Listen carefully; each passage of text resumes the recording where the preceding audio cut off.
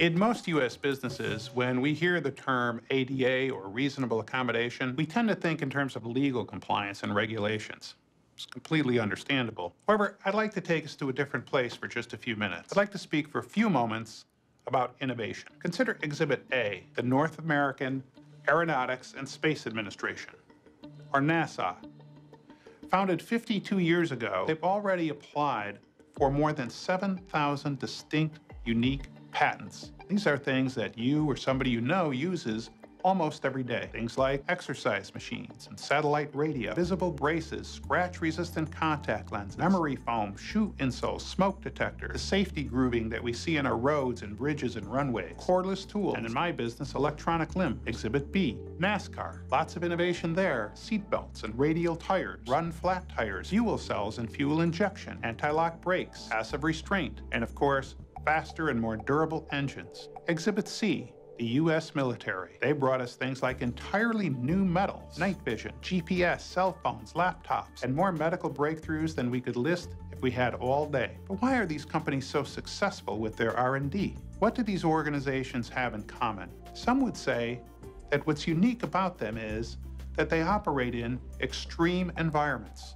An extreme environment is a hotbed for innovation. Here's how it's defined: any environment in which one or more characteristics differ from the usual and customary way of doing things. Now, I'd like to submit to you two things. One is the best, most innovative companies in America operate in extreme environments. And two, each individual with a disability, whether that's an applicant or a currently employed person or a customer, brings to your place of business every day his or her own extreme environment, an opportunity for innovation.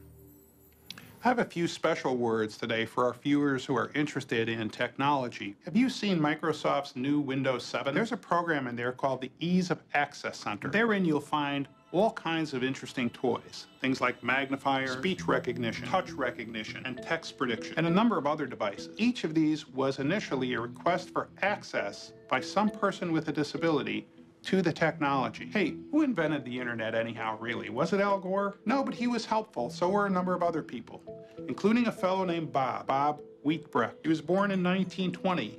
Despite his inability to hear, he became an astronomer and a physicist of some repute. But Bob's real interest was in his ham radio. It allowed him, using Morse code, to communicate freely with the hearing world. Bob took his ham radio and a radio typewriter and merged parts of the two, and lo and behold, in 1964, he had something called a teletypewriter, or the TTY. This allowed Bob to communicate using a standard keyboard over standard phone lines with anybody from the hearing or deaf world. But at the heart of the TTY was an acoustic coupler. This evolved quickly into what you and I today call the modem. The modem was the key piece of technology that made possible the internet and email and cell phones and text messaging and everything else we have that's internet related. People with a disability each brings to your place of business an opportunity for innovation. That's how wheelchairs became the prototype for scooters, and then golf carts, which begot segways.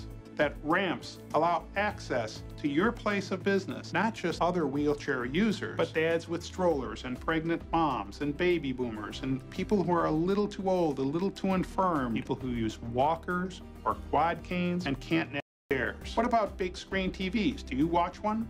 What about easy open packaging? Do you like that? Both of those originated as accommodations. And closed captioning? We like to see it in sports bars where we can follow a newscast or a ball game. All of these came about because people with disabilities requested access to your goods and services. 54 million Americans with disabilities. That's 54 million opportunities to innovate. In conclusion, some of us are still shying away from the employment of people with disabilities because of some of the hysterics we hear about the flood of litigation or the unreasonable costs of accommodation. But today, we tried to give you the true facts. We hope you'll reconsider. You don't want to pass up a really good opportunity to experience innovation, to retain productive workers, and promote inclusion in the workplace. My name is Brian McMahon. I'm a small business owner and have been since 1977 in a number of southern and Midwestern states. Back in the 80s, I was director of operations of a large healthcare concern here in the Midwest. Today, I direct the national EEOC ADA Employment Project at Virginia Commonwealth University, where I'm a full professor of rehabilitation medicine and rehabilitation counseling. Thank you.